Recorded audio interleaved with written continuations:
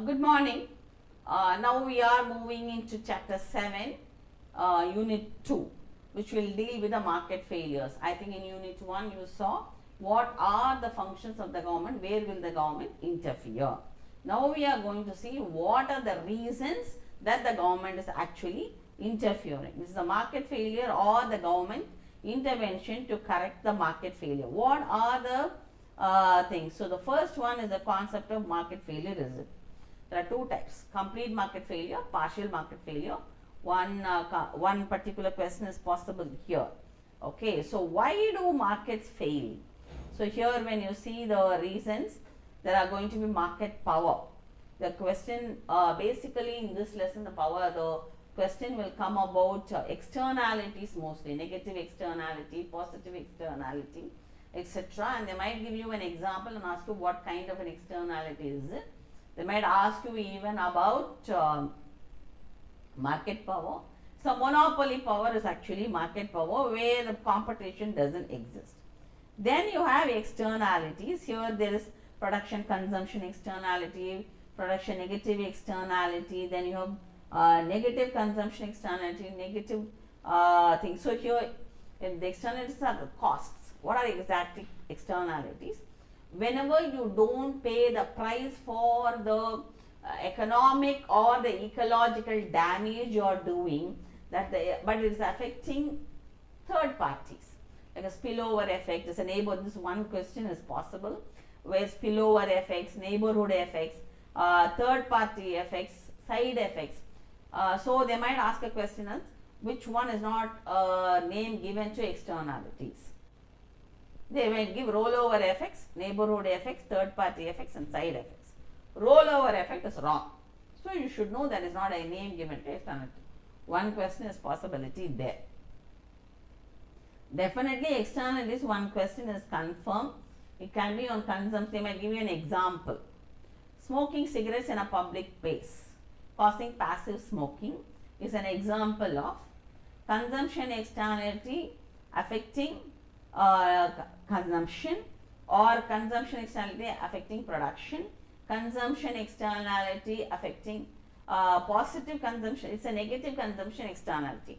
So anything they can ask: negative consumption externality affecting consumption, negative consumption externality affecting production, positive consumption externality affecting production, positive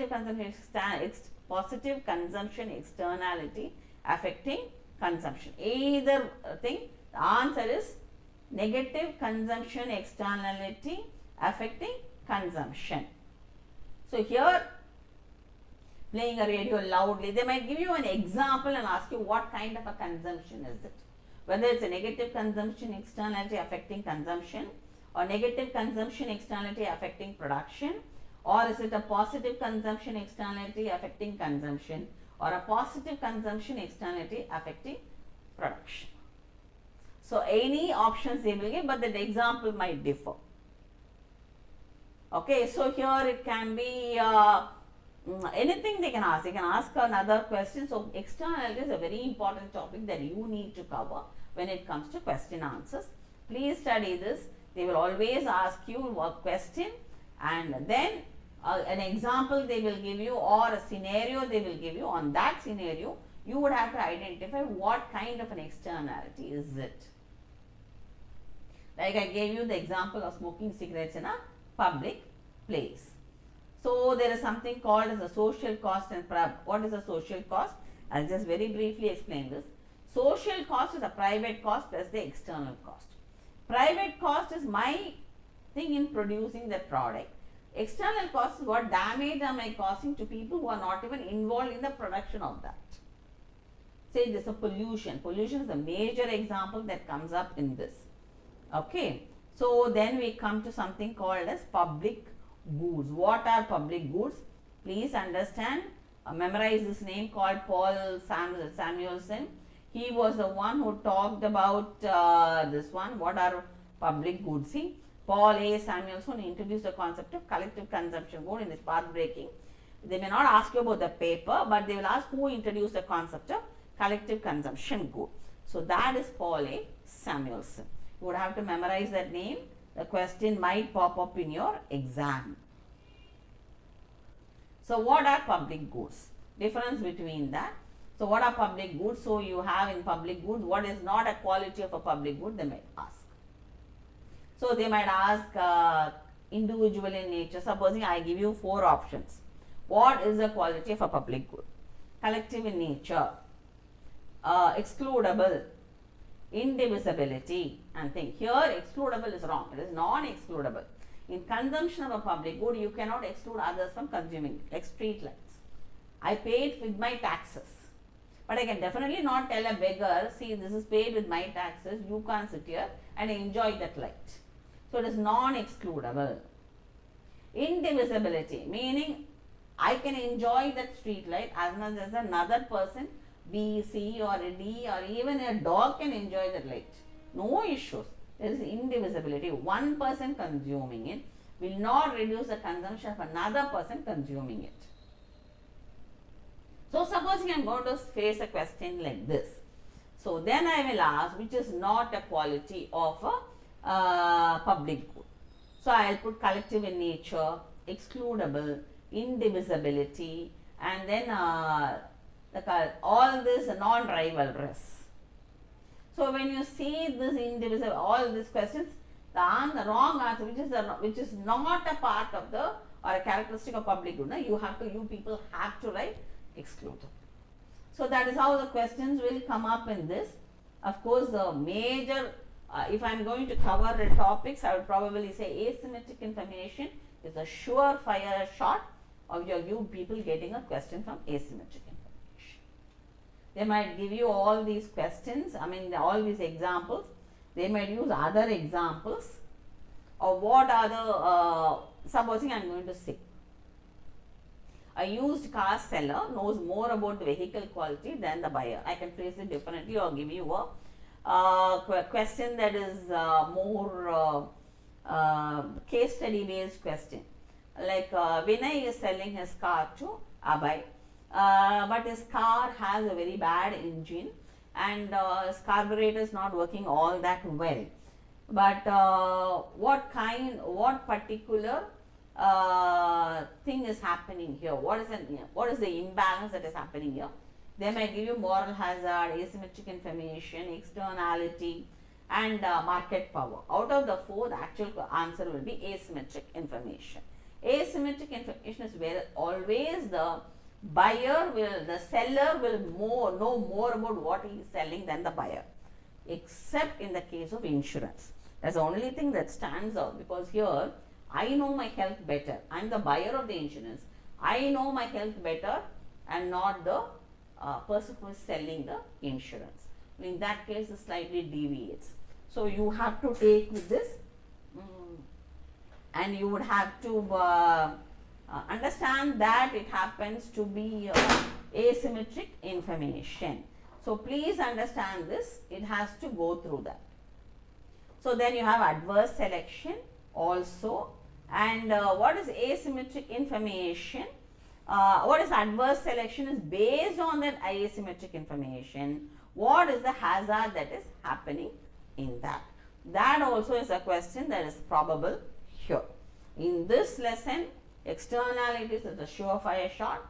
Otherwise, they might ask a question on asymmetric information.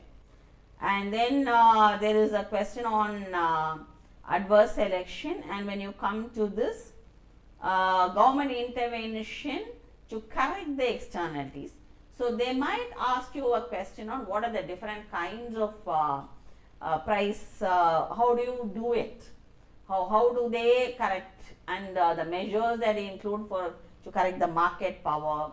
So they might these are the options for a market power: controls on mergers and acquisitions, market liberalization, price capping, price regulation, etc. This is for controlling the market power. So each thing there is a control. So this is for market power. So they might again ask a question giving you options and say how these are the things that come up in control of what particular externality, or what power market failure, not externality, what kind of a market failure. I'll give you price capping, price regulation, profit rate of or rate of return regulation, patronage of consumer associations. These are all parts of which particular control of a market failure. And I can give the 4 options as externalities, moral hazard, asymmetric information, and then you would have to choose market power.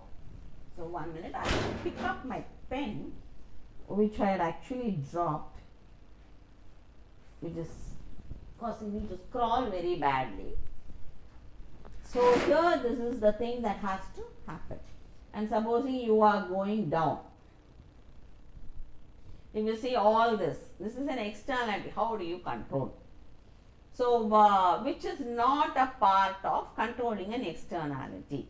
Then I will write price. I will include probably one from market power. Okay, price regulation. Then I will include say licensing, production quotas, and mandates regarding acceptable production processes. But this is a part of externality. This is not a part of market power.